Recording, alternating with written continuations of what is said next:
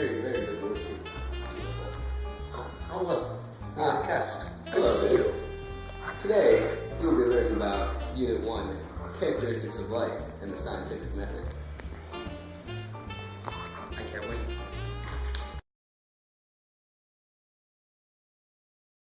My name is Dr. Betty. This here is my colleague, Dr. Mattresses. We're here to tell you about this fine piece of work.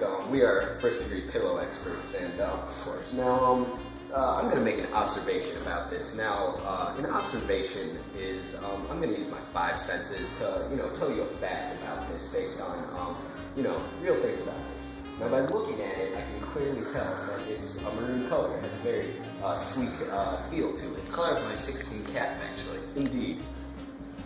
Now, what do you have to say about this? Well, to become of my stature and the bedding expertise, you have to make some sort of educated guesses, and this is just my opinion based on observation, but you can clearly tell that this pillow was ancient. Hold on, let me adjust my monocle. Ancient 1600s and Persian. You can tell by the intricate detailing you can just see around the edging here, and let's just flip to the back here. Oh, what did I say? You can clearly see that this pillow is Persian, and there's no chance of anything. I am just marveled at the sight of this, and thank you. That's all our time here. Speechless. One cell, or more cells, form an organism. This would be unorganized. This would be organized. Oh. This isn't even my final form. And it's a trailer. Hate being pregnant, all these mood swings. Oh, I think my water just broke. I'm having a baby. That's insanitary. Did you make some ice cream or something? I'm starving. Oh yeah, it's in the oven. Oh, wonderful. It's ready. You probably get oven or I'll just YOLO it.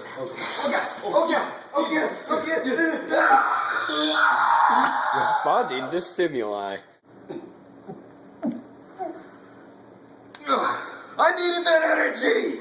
Requires energy. Oh hey, Simon. Dude, I'm so sick. Achoo! I think I'm getting sick. Oh wait, my body's immune system is fighting it. Homeostasis. He's a good-looking guy.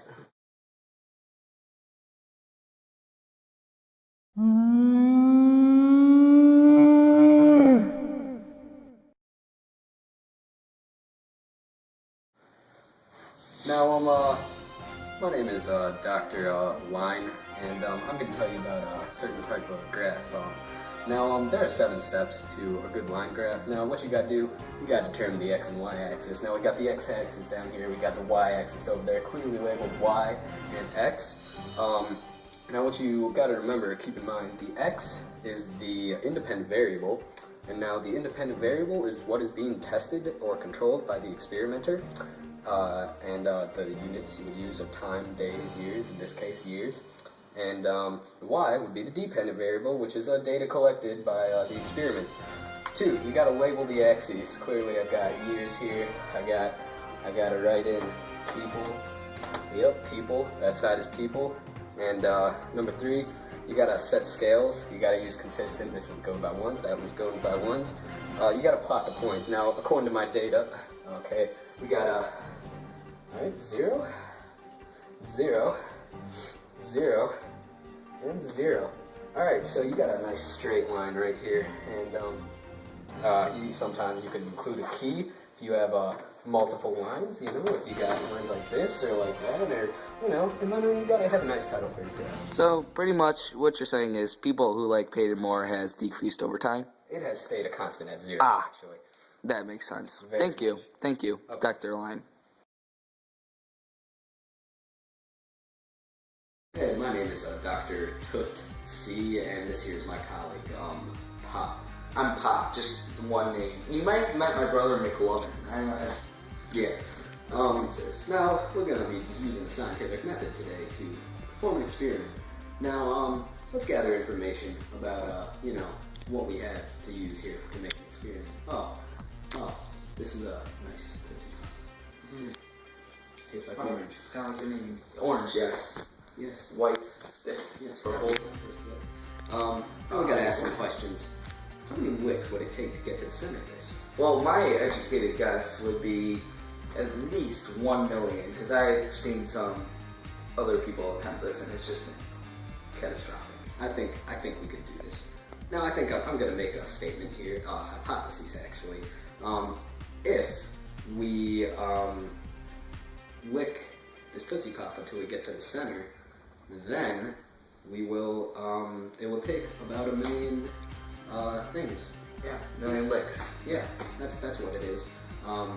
Though I have more solutes in my mouth than he does. I was born with a solute deficiency. Yes. Rare disease. Yes. So now independent variable, we're changing up the solutes in the mouth. Dependent variable, we're measuring the amount of licks. Now the control group for this would be me actually, because I have a close to normal amount of solutes, and he has the solute deficiency, rare disease. Rare disease. And the variables to be controlled. We got the room temperature the same. We're using the same type Tootsie Pop, both orange, both good tasting. White stick. Yes, Don't know what that's called. so plenty of things the same, and very good. Yes. Very good.